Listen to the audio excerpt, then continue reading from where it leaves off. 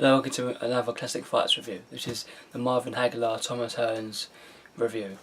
So Thomas Hearns and Marvin Hagler fought in 1985 for the undisputed middleweight titles.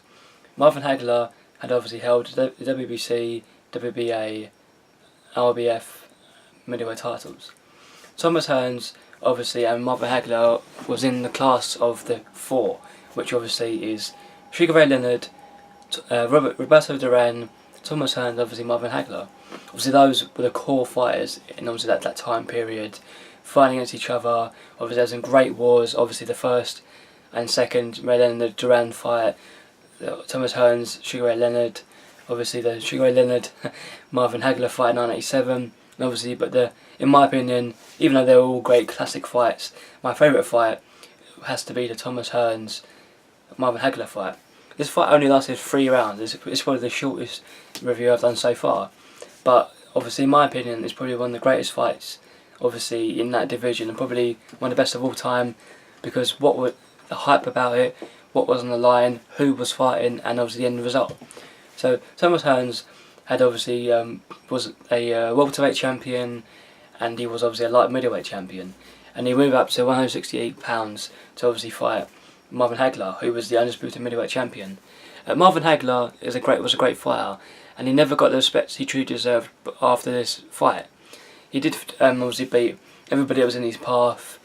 Obviously, like I said, he won his first title shot in 1979, but got drew. Then he defeated Alan Minter in 1980. Then he just literally went through everybody. And obviously 5 years later, as middleweight champion, obviously he went up against Thomas Hearns. So at this current point, Thomas Hearns had lost against Sugar Ray Leonard in 1981, I think, for the undisputed welterweight title. Lost that fight, great fight. That was a really great fight. Now we'll have a review on that soon. Lost in that 14th round, the 15th round, but obviously that still cemented his claim as obviously a great tough fighter.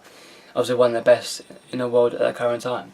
So after capturing a belt at the light middleweight division, destroying Roberto Duran in a couple of rounds, he then moved up obviously to the middleweight division to fight Marvin Hagler.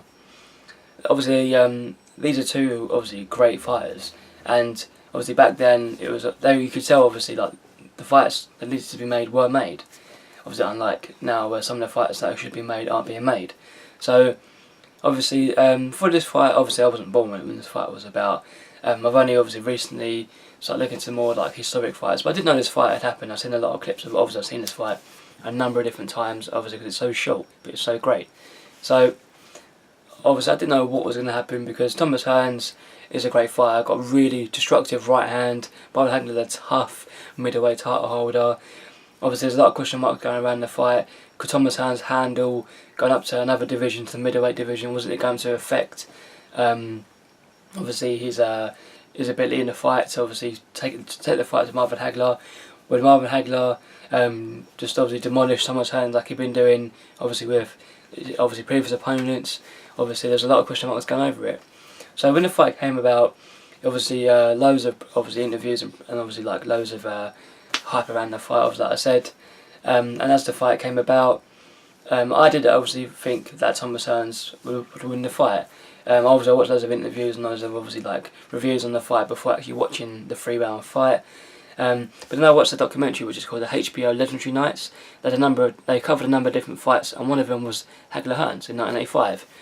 And in Manny Stewart, obviously Thomas Hearns' trainer said that he got a massage before the fight, which obviously leaves the body obviously like kind of worn out, which obviously was a concern. So their objective was to get Marvin Hagler out of there as fast as possible.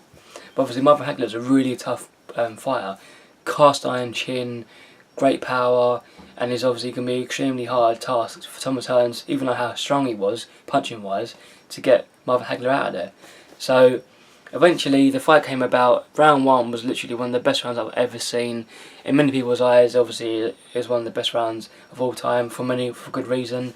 Literally back and forth. Thomas Hearns throwing everything he could at Marvin Hagler. Marvin Hagler throwing everything he could at Thomas Hearns. Just literally, you couldn't. That round could have been a draw in my opinion.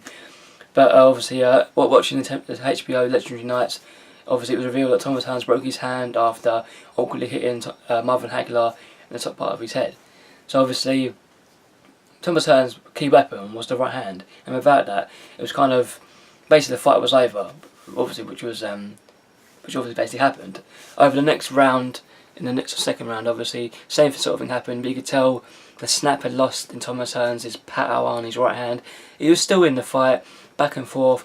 It was literally a great, obviously, competition. You couldn't pick obviously who was winning, but obviously as the third and final round became obviously present, Marvin Hagler got a cut, and then Richard Stewart, the referee, went over to the doctor to examine obviously Marvin Hagler's cut. It was a cut obviously over here, and it was going over his face, really bad cut, like literally covering the middle part of his face.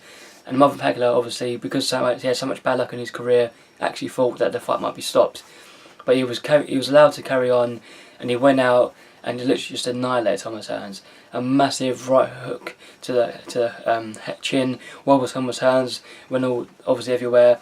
Couldn't obviously like fight back. Another right hand to the chin, right across Thomas Hearns, just flattened him out onto the canvas. There was no way he was going to fight on. Yeah, he got up. He's got a great heart, but obviously he was catted out.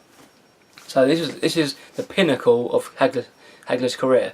That obviously it was the best win he could get, and now obviously he was seen as a great fighter, even though in my opinion he was before, but he was seen obviously as a world class top middleweight fighter, which is a bit harsh in my opinion because Marvin Hagler was a great champion. He fought anybody that was obviously thrown at him. Tried to get the fight with Sugar Ray Leonard all those years ago. Leonard obviously had an excuse to do with his eye. Nothing could happen. When he wanted to fight Thomas Hearns didn't want to, obviously it couldn't be made, and eventually when obviously it was his terms, he beat him. So he beat literally everybody was put in front of him, and he did get a controversial decision by Sugar Ray Leonard. As I was up to people's different opinions, I thought it was a draw, but that's just my opinion.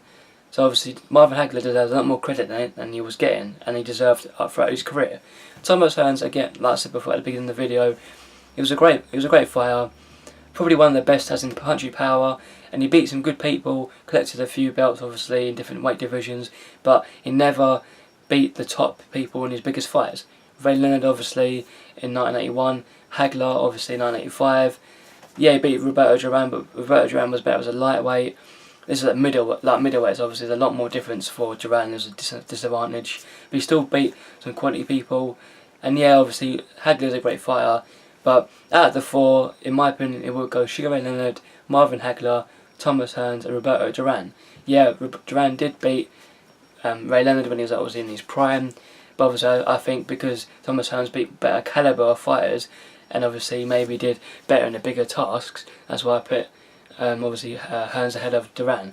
But still, like I said, great fighters, all four of them are world class in my opinion, and deserve the recognition they got. So this has been my Thomas Hearns Marvin Hagler review. I hope you enjoyed the video, and I'll see you in my next video.